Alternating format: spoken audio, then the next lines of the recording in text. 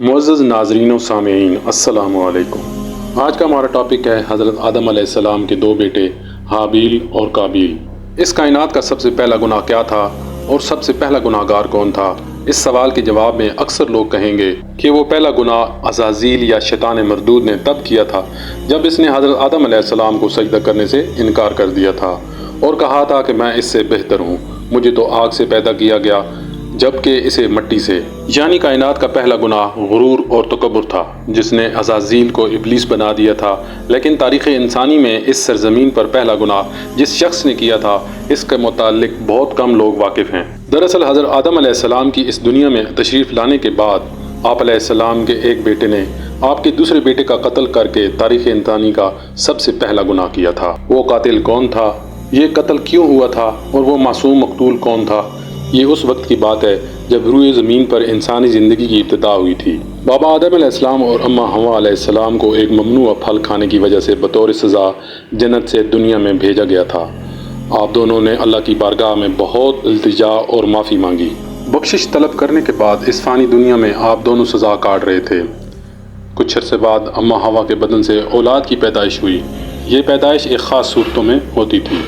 جب بھی حوا علیہ السلام حاملہ ہوتی تو جڑواں بچوں کی پیدائش ہوتی جن میں ایک لڑکا اور ایک لڑکی پیدا ہوتے تھے۔ ایک ساتھ پیدا ہونے والے لڑکے اور لڑکی کا نکاح دوسری مرتبہ پیدا ہونے والے لڑکے اور لڑکی کے ساتھ کر دیا جاتا تھا، جبکہ ان جڑواں لڑکے اور لڑکی کا نکاح آپس میں حرام قرار پاتا تھا جن کی پیدائش ایک ساتھ ہوتی تھی۔ حضرت آدم علیہ السلام کی اولاد میں دو بیٹے حابیل اور قابیل کی پیدائش ہوئی۔ قابیل کے ساتھ پیدا ہونے والی لڑکی کا نام اکلیمہ تھا اور حابیل کے ساتھ پیدا ہونے والی لڑکی کا نام لیودا تھا۔ حضرت آدم علیہ السلام کی شریعت کے مطابق اکلیمہ قابیل کی بہن تھی اور لیودا حابیل کی بہن تھی، لہٰذا دستور کے مطابق قابیل کا نکاح حابیل کی بہن لیودا سے ہونا تھا اور حابیل کا نکاح اکلیمہ سے ہونا تھا۔ اکلیمہ جب جوان ہوئی تو اس کے حسن و جمال میں بہت اضافہ ہو گیا اور وہ لیودا سے زیادہ خوبصورت تھی، لہٰذا قابیل کے دل میں شیطان نے شر پیدا کر دیا اور اس نے یہ خواہش کی کہ وہ اکلیمہ سے نکاح کرے گا۔ قابیل شریعت سے واقف تھا، اس کے باوجود وہ اپنی ضد پر قائم رہا۔ حضرت آدم علیہ السلام نے قابیل کو بہت سمجھایا اور اللہ کا خوف دلایا مگر وہ نہ مانا۔ آخرکار حضرت آدم علیہ السلام نے دونوں کے درمیان فیصلے کا یہ راستہ نکالا کہ آپ نے حابیل اور قابیل دونوں کو اللہ تعالیٰ کے بارگاہ میں قربانی پیش کرنے کا حکم دیا اور فرمایا کہ تم دونوں میں سے جو بھی اکلیمہ کا حقیقی حقدار ہوگا اللہ تعالیٰ اس کی قربانی کو قبول فرما لے گا اور اس طرح فیصلہ ہو جائے گا۔ اس زمانے میں قربانی قبول ہونے کی یہ نشانی ہوتی تھی کہ قربانی کرنے والا اپنی قربانی کو پہاڑ کی اونچی چوٹی پر رکھ دیتا اور آسمان سے ایک آگ اتر کر اس کو جلا دیتی تھی، اور جو قربانی قبول نہیں ہوتی اسے آگ نہیں کھایا کرتی تھی۔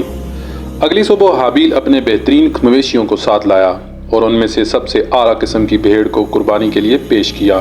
قابیل چونکہ کھیتی باڑی کیا کرتا تھا لہذا وہ کچھ اناج اٹھا لایا جو کہ سب سے گھٹیا قسم کی تھی۔ قابیل نے سوچا کہ اگر اس کی قربانی قبول ہو گئی تو ویسے بھی اس اناج کو جل جانا ہے تو اچھی فصل کو برباد کرنے کا کیا فائدہ، لہذا وہ ردی اور ناقص قسم کے اناج لے آیا، جبکہ حابیل ایک نیک سیرت اور اللہ سے ڈرنے والا شخص تھا۔ چنانچہ اس نے نیکی کے ساتھ خالص اللہ کی رضا کے لیے اپنے بہترین مویشی کو پیش کر دیا۔ دو بھائیوں نے اپنی اپنی قربانی ایک پہاڑ کے اوپر لے جا کر رکھ دی۔ اچانک آسمان سے ایک آگ نازل ہوئی اور اس آگ نے حابیل کی قربانی کی گئی بھیڑ کو جلا ڈالا اور قابیل کا اناج ویسے ہی پڑا رہ گیا۔ یوں فیصلہ ہو گیا کہ خدا حابیل کی قربانی سے راضی اور قابیل سے ناخوش ہے۔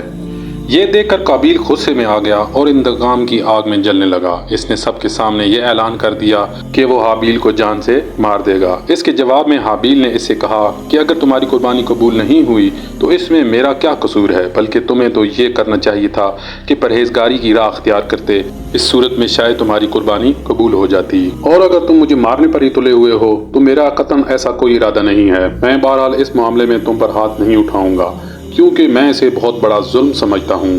قابیل حسد کی آگ میں جل رہا تھا، اس پر اس نصیحت کا کوئی اثر نہ ہوا۔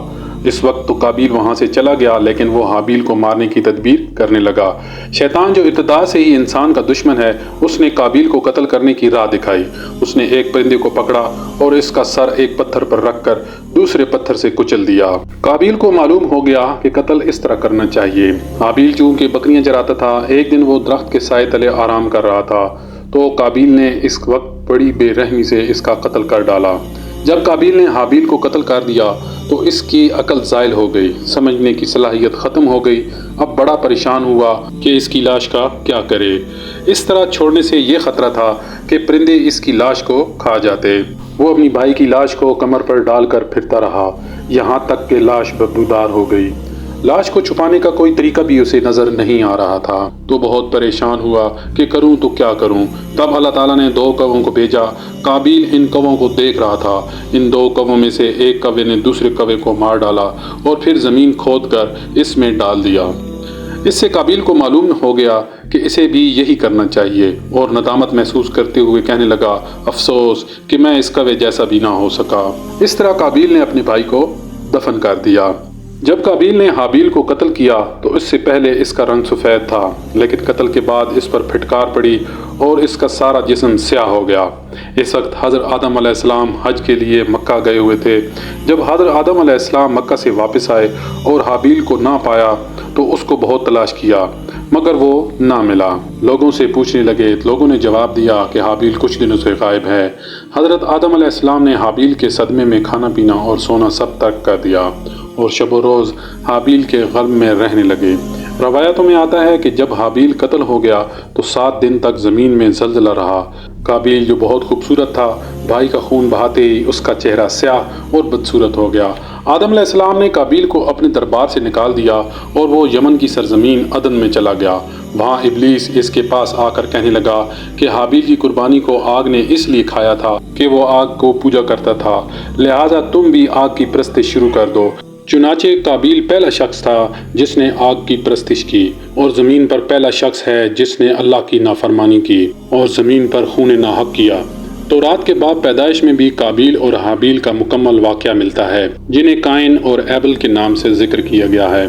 تورات مقدس کی باب پیدائش میں اس واقعے کا ذکر اس طرح آیا ہے، چند روز کے بعد یوں ہوا کہ قائن اپنے کھیت کے پھل کا ہدیہ خداوند کے واسطے لایا، اور حابیل بھی اپنی بھیڑ بکریوں کے کچھ پہلوتے بچوں کا ہدیہ لایا، اور خداوند نے حابیل کو اور اس کے ہدیوں کو قبول کیا، پر قائن کو اور اس کے ہدیے کو منظور نہ کیا۔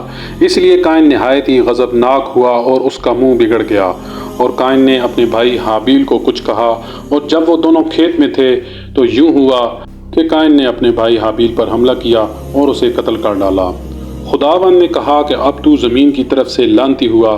تب قائن نے خداوند سے کہا کہ میری سزا برداشت سے باہر ہے، دیکھ آج تو نے مجھے روئے زمین سے نکال دیا ہے، اور میں تیرے حضور سے روپوش ہو جاؤں گا اور زمین میں آوارہ رہوں گا، اور ایسا ہی ہوگا کہ کوئی مجھے پائے گا اور قتل کر ڈالے گا۔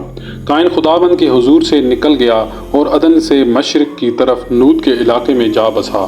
قابیل کا انجام یہ ہوا کہ اس کے ایک لڑکے نے جو کہ اندھا تھا اس کو پتھر مار کر قتل کر دیا، اور یہ بدبخت آگ کی پوجا کرتے ہوئے کفر و شرک کی حالت میں اپنے ہی لڑکے کے ہاتھوں مارا گیا۔